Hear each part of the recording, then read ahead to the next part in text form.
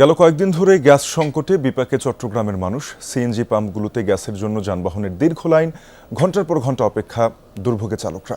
এ বিষয়ে আরও জানাতে চট্টগ্রাম থেকে সহকর্মী শহীদুল সুমন যুক্ত হয়েছেন। সুমন, আজ ফিলিং স্টেশনে গ্যাসের সরবরাহ কেমন, চাপ কেমন, গাড়ি মালিক চালকরা কি বলছেন, বা সিএনজি ফিলিং স্টেশনের কর্তৃপক্ষরাই কি জানাচ্ছে?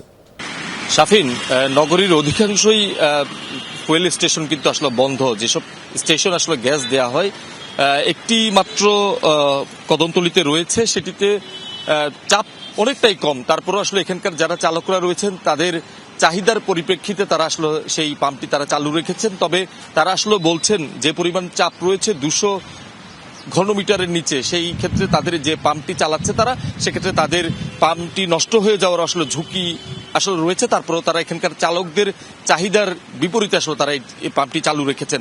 নগরীর বেশিরভাগ পাম্প বন্ধ, ফলে এখানকার যারা চালকরা রয়েছেন তারা আসলে একাধিক পাম্প ঘুরে তারা এখানে এসেছেন, এবং এই পাম্পটি থেকেও যারা গ্যাস নিচ্ছেন তারাও আসলে বলছেন যে 500 টাকার গ্যাস তারা যদি নিয়ে থাকেন সেক্ষেত্রে আসলে 200 টাকার গ্যাস ঢুকছেন, বাকি 300 টাকার আসলে তাদের ঢুকছেন বাতাস। আমরা একটু চেষ্টা করব এখানকার যারা চালকরা রয়েছেন তাদের সাথে একটু কথা বলার জন্য। কি অবস্থা, আপনি কয়টি পাম্পে গিয়েছেন ভাইয়া?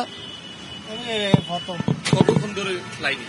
10-15 মিনিট হবে। কি অবস্থা, অন্য পাম্পের কি অবস্থা? কিছু পাম্প বন্ধ আছে।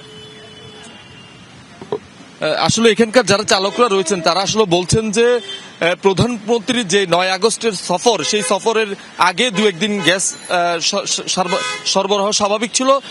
প্রধানমন্ত্রী আসলে চলে যাওয়ার পরপরই আসলে আবারও এই যে দুর্ভোগ সেটি আসলে আবার শুরু হয়েছে। ফলে এখানকার যারা চালকরা রয়েছেন কিংবা পরিবহন সংশ্লিষ্টরা রয়েছেন তারা বেশ দুর্ভোগে পড়েছেন। এবং বাসাবাড়ি কলকারখানাও তো আমরা দেখছি একই অবস্থা। গ্যাস সংকটের কারণে অনেক কলকারখানা বন্ধ হয়ে গেছে, বাসাবাড়িতেও একেবারে রান্না বন্ধ অনেকের।